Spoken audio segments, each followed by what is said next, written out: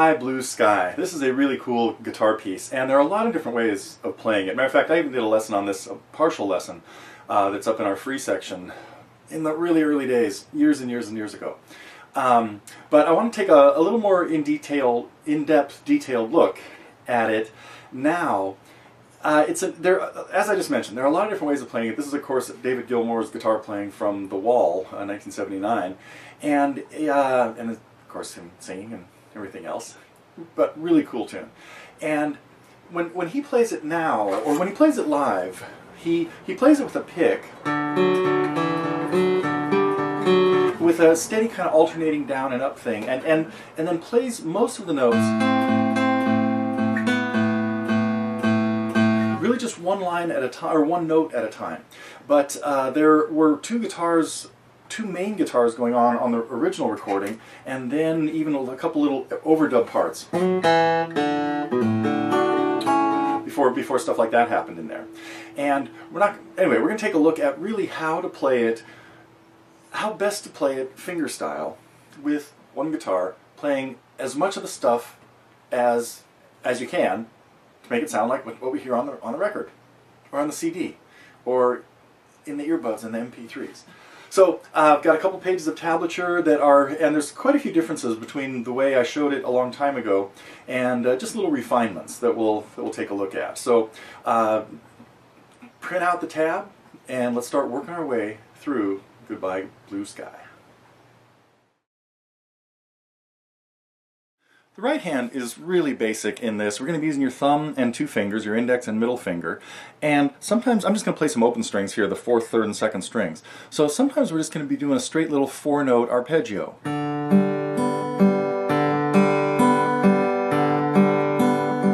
So hopefully that is something you've already got in your toolbox.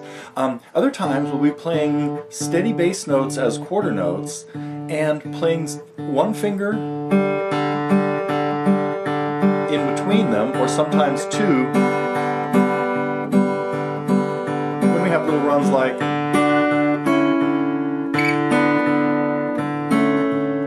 and then we'll occasionally have some pinches, like here we have,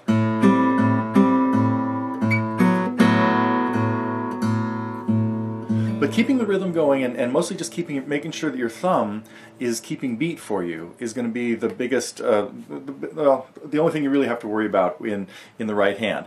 And most of the time, it's going to be your thumb's going to be playing. You're usually going to be playing 3 adjacent strings, either the 5th, 4th, and 3rd, or the 4th, 3rd, and 2nd. Matter of fact, that's about it. So anyway, that's all that's happening with the right hand, and now we'll get into to really specifically what we have to play, taking a look at the tab and getting on with the intro. I mentioned at the beginning of this lesson that this was a fingerstyle kind of adaptation of what we hear on the studio recording. But you also could play this whole thing with a pick, and I'm just going to kind of brainstorm through and give you some hints about this without like worrying about tab to it and all that. So what we would do is we play the first part. We're going to only hear one note of every pair when we had pairs later on, and most of those notes are going to be played on the adjacent string to the bass string. So we're going to open up with our same little.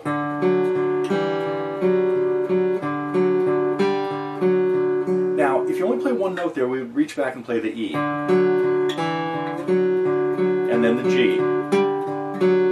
But I still like the idea here of getting those two notes that one time. We would still get the same little run, nothing different here. But now once we get to this A in the bass, the pair of notes that we had up here were a G and a C.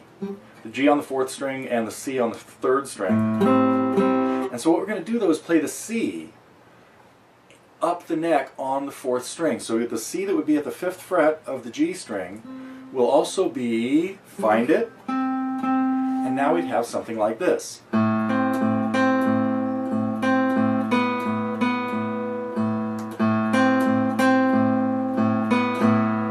So to do the exact same rhythm as what I have in the tab would sound like this then. And you would have to brush both those notes.